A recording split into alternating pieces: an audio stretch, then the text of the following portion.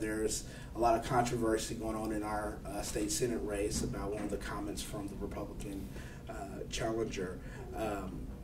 As an analyst, what are your thoughts about that comment that was made by Richard Mourdock? Well, I feel so lucky to be in Indiana today, because Indiana is really the center of American politics today.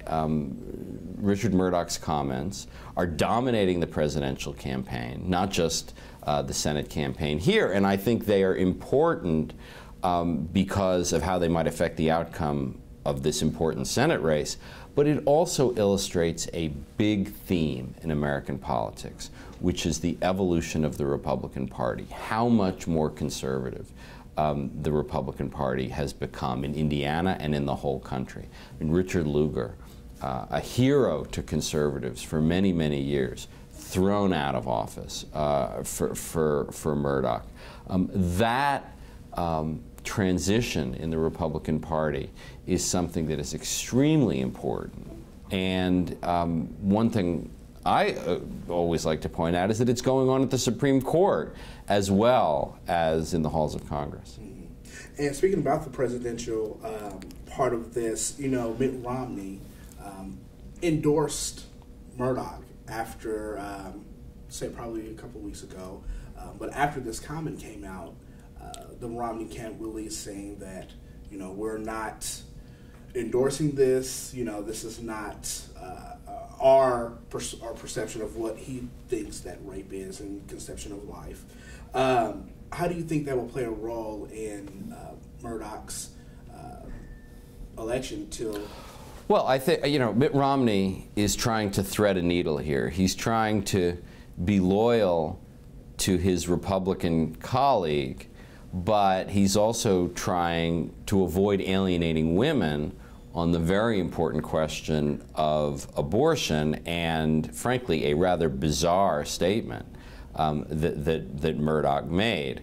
I think, you know, compromise is tough in politics, and you can wind up making no one happy. It's quite clear the Democrats are going to try to wrap Richard Mourdock around Mitt Romney's neck, and just like they're doing with Todd Akin in Missouri, those are going to be big factors in the Senate race, and it may also be a factor in the presidential race. Mm-hmm. How do you think this will affect maybe religious voters? Well, I mean, I think if you are against abortion on deeply religious terms, you're voting for Richard Mourdock anyway. I mean, those are not the votes that were in play. The risk to Mourdock and the risk to Romney is that this comment will illustrate the, I'm sorry, let me just turn that off. You know, the risk to Romney, the risk to Mourdock and Romney is not alienating deeply religious voters, because they have their votes anyway. The risk is swing voters who may be uncomfortable with abortion but may be so alienated by this frankly bizarre statement that they wind up voting for the Democrat. What does Mourdock need to do now? We're two weeks away from Election Day. What does his camp need to do damage control on this? Well, you know, Mourdock has to convince voters that he is. Mourdock has to convince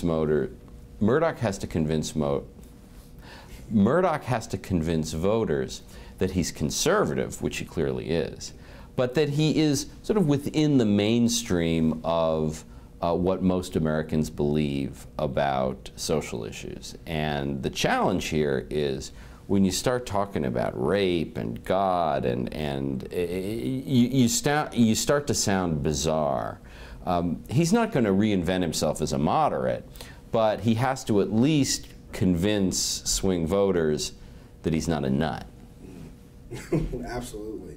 And as media, social media, plays a role in this, what role do we play in bringing to the forefront comments like this to the public? Well, I mean, you know, the Mourdock comments are such a great illustration of how time and distance no longer matter at all. I mean, here we are in Indiana. I don't mean to, you know, be at all disparaging, but I think most people don't think of Indiana as the center of American politics. But one comment by one Senate candidate, and it becomes the center of American politics, not in a matter of days, but minutes. Because comments now, they go out on Twitter, they get retweeted, they get picked up by cable news organizations, presidential candidates get asked about them, and the news cycle, you know, is not 24 hours, it's closer to 24 minutes. Mm-hmm. Absolutely.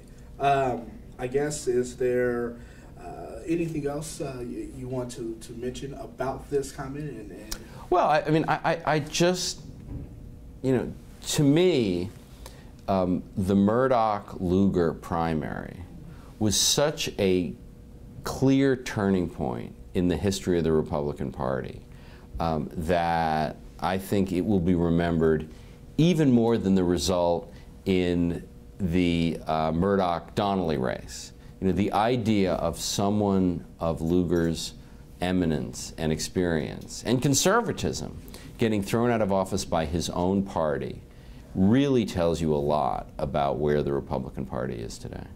Do you believe that maybe it's becoming more conservative? Because throughout his term, I guess a lot of Republicans have seen him as being a moderate. Do you think? I mean, I think the definition of moderate has changed.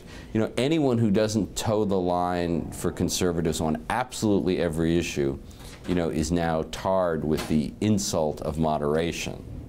You know, Richard Lugar is a conservative, period. What's changed is the Republican Party, not Richard Lugar. The party has become much less tolerant of moderates and of moderation, even on individual issues, and we'll see whether the party pays the price by pushing so many Republicans out of the party that they wind up electing a Democratic senator.